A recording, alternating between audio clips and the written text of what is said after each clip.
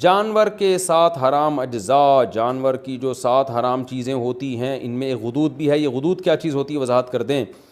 نور الامین حقانی، جانور کے جو چند اعضاء حرام ہیں وہ اس لیے حرام ہے کہ قرآن نے خبیث چیزوں کو حرام قرار دیا ہے. جگہ جگہ قرآن میں آتا ہے. تو کچھ جگہ تو ایسی ہیں جانور کی جہاں ہر وقت گندگی کا وہ یوں سمجھیں کہ مقر ہیں، جیسے خصیتین ہیں یا شرمگاہ ہے، یہ سب ہر وقت گندگی سے آلودہ رہتے ہیں. تو یہ بھی سلیم الطبع انسان کو یہ چیزیں کھاتے ہوئے گھن آتی ہے. تو اسی طرح غدود، غدود کا مطلب جانور کا کہیں بھی پھوڑا نکل آیا، بیماری کی وجہ سے پھوڑا نکل گیا، یا کوئی بھی جو رسولی جسے کہتے ہیں نا.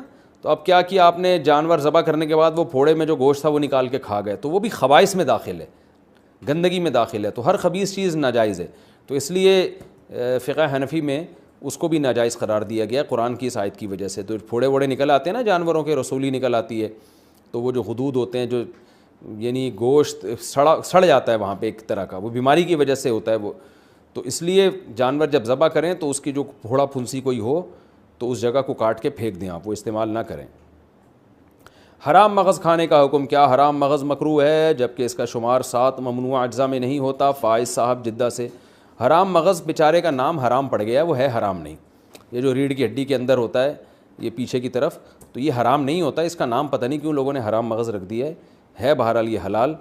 تو اور حرام مغز کھانے والوں کو، جو حرام مغز کو حرام کہتے ہیں، جب آپ ان کو سمجھاؤ کہ یہ حرام نہیں ہے تو وہ مغز کھانے لگتے ہیں، یعنی ہمارا مغز کھانے لگتے ہیں. تو ہم کہتے ہیں یار یہ ایک حلال مغز کو حرام کہنے کا نتیجہ ہے جس کی وجہ سے تم ہمارا حلال مغز کھا رہے ہو. تو بہرحال یہ حرام نہیں ہے، جائز ہے بالکل. اور اس کا نام بہتر ہے تبدیل کر دیں، کچھ اور رکھ دیں اس کا نام.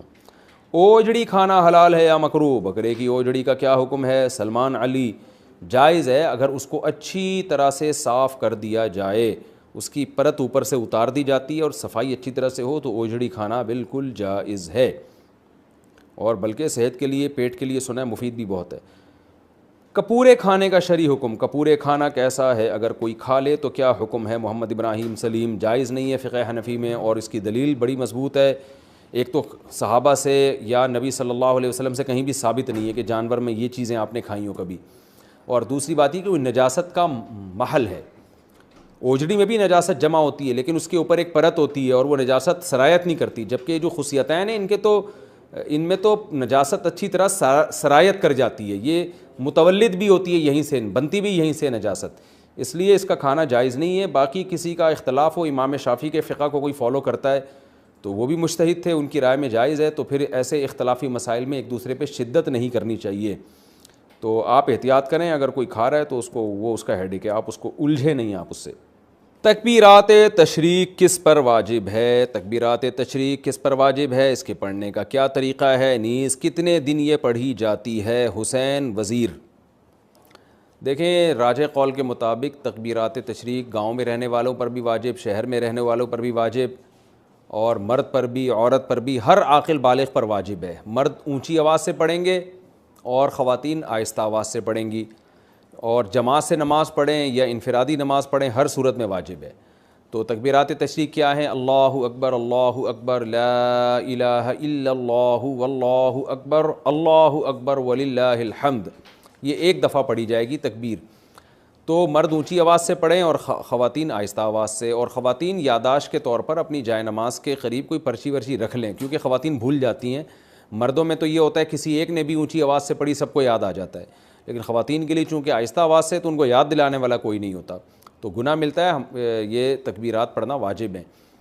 باقی یہ کہ کب سے واجب ہیں تو 9 ذی الحجہ کی فجر، یعنی بقرعید سے ایک دن پہلے فجر کی نماز سے یہ شروع ہوں گی، اور پھر 13 ذی الحجہ یعنی بقرعید کے 3 دن اور اس کے علاوہ ایک اور دن، اس میں عصر کی جو نماز ہوگی وہ آخری تکبیر اس میں کہی جائے گی، مغرب میں نہیں کہی جائے گی. تو 13 ذی الحجہ کی عصر تک 9 ذی الحجہ کی فجر سے شروع کی جائے گی. تو یہ تکبیرات تشریق ہیں. تکبیرات تشریق صرف قربانی کرنے والوں کے لیے ہے. بقرعید کی تکبیریں کن لوگوں کو پڑھنی چاہیے؟ قربانی کرنے والوں کو یا ہر ایک کو؟ اور یہ تکبیرات کتنے دن تک پڑھنی چاہیے؟ حسین وزیر. یہ میں نے آپ کو اس سوال کا جواب اس سے پہلے والے سوال میں ڈیٹیل سے دے دیا ہے. جو قربانی کر رہے ہیں وہ بھی، جو نہیں کر رہے وہ بھی، سب پر لازم ہے.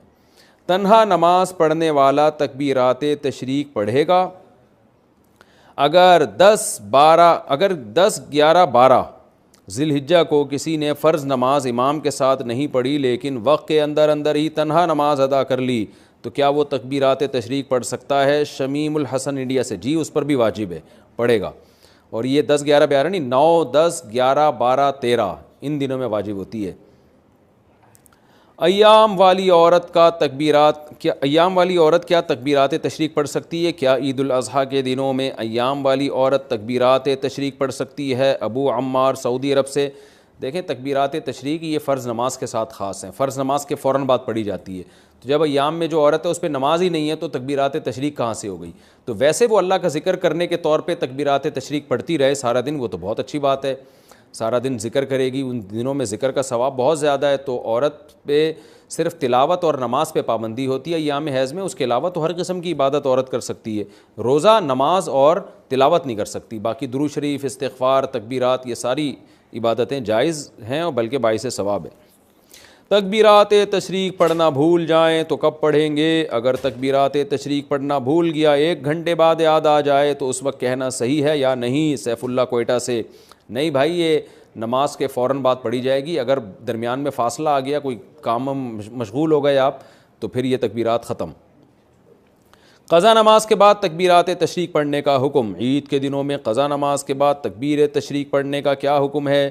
نیز عید کے دنوں کی قضا نماز پڑھنے کے بعد تکبیرات تشریق پڑھنی چاہیے کہ نہیں پڑھنی چاہیے؟ نوید ملک سرگودا سے. اگر ایام تشریق میں ہی کوئی فرض نماز قضا ہوئی اور اس کو لوٹا بھی ایام تشریق میں ہی رہے ہیں تو اس قضا نماز کے بعد تو تکبیرات تشریق پڑھی جائے گی، اس کے علاوہ نہیں پڑھی جائے گی. کیا مطلب؟ تکبیرات تشریق سے پہلے نماز قضا ہوئی تھی اور آپ اس کو قضا کر رہے ہیں تکبیرات تشریق میں، تو یہاں بھی تکبیرات تشریق نہیں ہوں گی.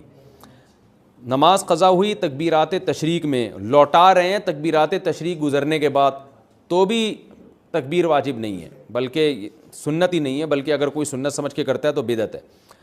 اس سال تکبیرات تشریق میں آپ کی نماز قضا ہوئی، آپ اگلے سال ایام تشریق میں، اس سال ایام تشریق میں آپ کی نماز قضا ہوئی، آپ اگلے سال ایام تشریق میں نماز قضا لوٹا رہے ہیں تو بھی تکبیرات تشریق نہیں ہے. تو صرف ایک صورت میں ہے قضا نمازوں میں کہ اسی سال کے ایام تشریق کی قضا نماز اسی سال کے ایام تشریق میں لوٹائیں گے تو اس کے بعد تکبیر پڑھیں گے، ادروائز نہیں پڑھیں گے.